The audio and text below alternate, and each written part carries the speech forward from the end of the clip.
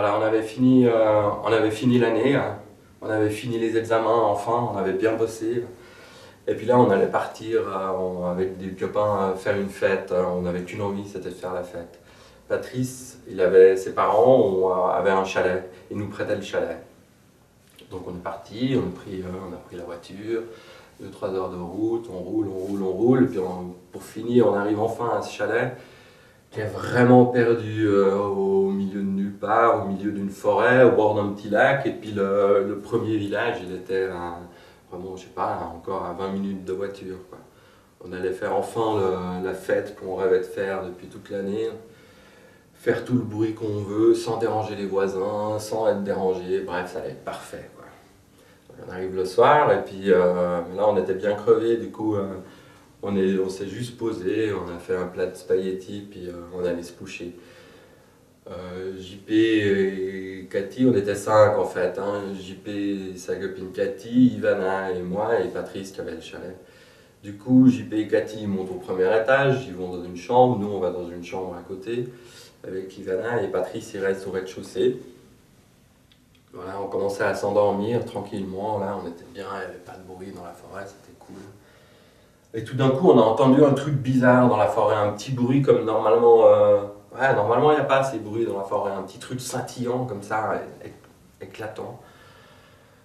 Du coup Ivana elle se tourne, elle me pousse, elle me dit t'as entendu ce bruit? Je dis ouais mais c'est sûrement JP et Cathy qui font les cons quoi. Ouais, mais c'était pas un bruit de personnes qui font les cons dans la forêt le soir, c'était plus étrange. Du coup, on se lève, on va dans le couloir, on toque à la porte de JP et Cathy. Non, mais ils n'étaient pas là, en fait. Ça fait chier, quoi. Ils sont pas là. Essaye de trouver une lumière. Il n'y a même pas de lumière dans ce chalet, c'est pas vrai. Bon, on descend, on sort du chalet, on va un peu dehors, on les appelle et tout. On n'entend rien, ils ne répondent pas. JP et Cathy, vous foutez quoi, bordel? On s'avance un peu dans la forêt. On voyait rien, quoi. Il n'y avait pas de lumière, du coup on n'est pas allé très loin, on retourne au chalet, on réveille Patrice. C'est Patrice, JP et Cathy ont disparu, on fait quoi? On appelle du secours. Patrice il est mère, il dit non mais on ne peut pas appeler, il n'y a pas de réseau, il n'y a rien ici, quoi. Ah putain, c'est pas vrai. Bon alors Ivana et toi, vous allez au village et puis vous prenez la voiture et puis vous cherchez du secours et puis vous revenez, quoi, surtout, quoi. Et puis moi je reste là. En attendant peut-être qu'ils reviennent, quoi. Voilà, je suis tout seul dans un chalet que je tenais pas sans lumière et sans... Je commence à flipper un petit peu quand même. Du coup, je me promène dans le salon, je regarde s'il y a, si je peux trouver une lampe de poche ou quelque chose. Et puis en regardant par terre, je vois qu'il y a un anneau d'une trappe, quoi. Du coup, je me baisse, voir ce que c'est. Ouais, c'est ça, ça doit être une trappe. Bon, je vais essayer d'ouvrir. J'ouvre la trappe. Oh putain, c'est une trappe, mais elle est vraiment noire, quoi. On voit rien dedans, quoi. J'essaye de mettre ma main dedans, comme ça. Ah, y a rien. J'essaye de regarder au fond, on voit rien. Je prends un cendrier qui était sur la table à côté, je le balance au fond pour voir s'il y a un fond. Non, mais on n'entend même pas le bruit du fond.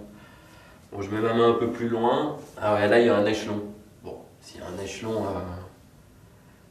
il y a une échelle qui doit descendre quelque part, quoi.